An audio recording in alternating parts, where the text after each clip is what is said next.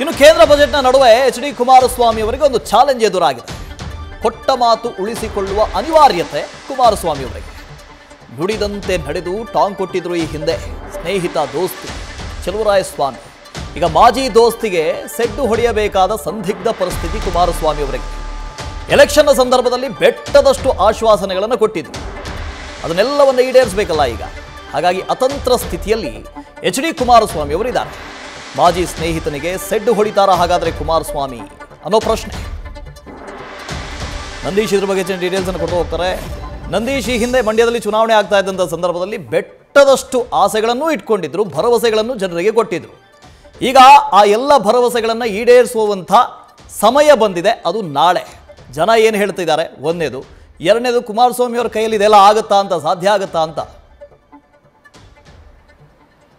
ಖಂಡಿತ ವಾಸುದೇವ್, ಅಂಥದ್ದೇ ಪ್ರಶ್ನೆ ಇದೀಗ ಮಂಡ್ಯ ಜಿಲ್ಲೆಯ ಜನರನ್ನ ಕಾಡ್ತಾ ಇರುವಂಥದ್ದು. ಅಂದ್ರೆ ಕೇಂದ್ರ ಬಜೆಟ್ನತ್ತ ಮಂಡ್ಯ ಜಿಲ್ಲೆಯ ಜನರ ಚಿತ್ತ ನೆಟ್ಟಿದೆ ಅಂತಲೇ ಹೇಳ್ಬೋದು. ಅದಕ್ಕೆ ಪ್ರಮುಖ ಕಾರಣ ಅಂತಂದ್ರೆ ಕುಮಾರಸ್ವಾಮಿ ಅವರು ಕಳೆದ ಲೋಕಸಭಾ ಚುನಾವಣೆ ಸಂದರ್ಭದಲ್ಲಿ ಸ್ಪರ್ಧೆ ಮಾಡಿದಂಥ ಸಂದರ್ಭದಲ್ಲಿ ಅವರು ಕೊಟ್ಟಂತ ಆಶ್ವಾಸನೆಗಳು, ಭರವಸೆಗಳನ್ನ ಈಗ ಈಡೇರಿಸ್ತಾರ ಎಂಬ ಪ್ರಶ್ನೆಗಳು ಕೂಡ ಜನರಲ್ಲಿ ಕಾಡ್ತಾ ಇರುವಂಥದ್ದು. ಅದರಲ್ಲೂ ಕೂಡ ಪ್ರಮುಖವಾಗಿ ಕಾವೇರಿ ಸಮಸ್ಯೆಯನ್ನ ಬಗೆಹರಿಸ್ತೀನಿ, ಮೇಕೆದಾಟು ಯೋಜನೆಗೆ ಒಂದು ಅನುಮೋದನೆಯನ್ನ ಕೊಡಿಸ್ತೀನಿ ಎಂಬ ಮಾತುಗಳನ್ನ ಹೇಳಿದ್ರು. ಅಲ್ಲದೆ ಪ್ರತಿ ಕ್ಷೇತ್ರಗಳಲ್ಲೂ ಕೂಡ ಅಂದ್ರೆ ಮಂಡ್ಯ ಜಿಲ್ಲೆಯ ಆಯಾಯ ವಿಧಾನಸಭಾ ಕ್ಷೇತ್ರಗಳ ವ್ಯಾಪ್ತಿಯಲ್ಲಿ ನಾನು ಕೈಗಾರಿಕೆಗಳನ್ನ ಸ್ಥಾಪನೆ ಮಾಡ್ತೀನಿ ಎಂಬ ಮೂಲಕ ಒಂದಷ್ಟು ಹಲವಾರು ಬಹುದೊಡ್ಡ ಆಶ್ವಾಸನೆಗಳನ್ನ, ಭರವಸೆಗಳನ್ನ ಕೊಟ್ಟಿದ್ರು.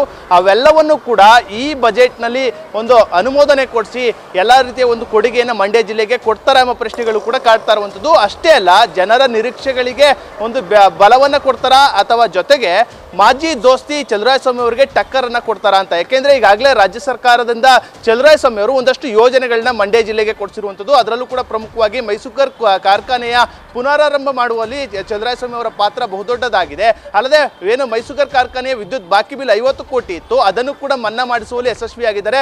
ಅದರಲ್ಲೂ ಕೂಡ ಪ್ರಮುಖವಾಗಿ ಕೃಷಿ ವಿವಿಯನ್ನ ಮಂಡ್ಯಕ್ಕೆ ತರುವಲ್ಲಿ ಚಲುವರಾಯಸ್ವಾಮಿ ಪ್ರಮುಖ ಪಾತ್ರವನ್ನ ವಹಿಸಿ ಇದೀಗ ಅದರಲ್ಲೂ ಕೂಡ ಯಶಸ್ವಿ ಆಗಿರುವಂಥದ್ದು. ಆ ನಿಟ್ಟಿನಲ್ಲಿ ಏನು ಚಲುವರಾಯಸ್ವಾಮಿ ಅವರಿಗೆ ಸೆಡ್ಡನ್ನ ಹೊಡಿಬೇಕು ಅಂತಂದ್ರೆ ಕುಮಾರಸ್ವಾಮಿ ಅವರು ಕೂಡ ಲೋಕಸಭಾ ಚುನಾವಣೆ ಸಂದರ್ಭದಲ್ಲಿ ಕೊಟ್ಟಂತಹ ಒಂದು ಭರವಸೆಗಳನ್ನ, ಆಶ್ವಾಸನೆಗಳನ್ನ ಈಡೇರಿಸಲೇಬೇಕಾದಂತಹ ಒಂದು ಸಂದಿಗ್ಧ ಪರಿಸ್ಥಿತಿಯಲ್ಲಿ ಎಚ್ ಡಿ ಕುಮಾರಸ್ವಾಮಿ ಅವರು ಕೂಡ ಸಿಲುಕಿರುವಂಥದ್ದು. ಆ ನಿಟ್ಟಿನಲ್ಲಿ ಕೇಂದ್ರ ಬೃಹತ್ ಕೈಗಾರಿಕಾ ಸಚಿವರಾಗಿರುವಂತಹ ಚಲುವರಾಯಸ್ವಾಮಿ ಅವರು ಕೊಟ್ಟ ಮಾತನ್ನ ಉಳಿಸ್ಕೊಳ್ತಾರೆ ಎಂಬುದನ್ನ ನಾಳಿನ ಬಜೆಟ್ ವರೆಗೂ ಕೂಡ ಕಾದು ನೋಡಬೇಕಾಗಿದೆ.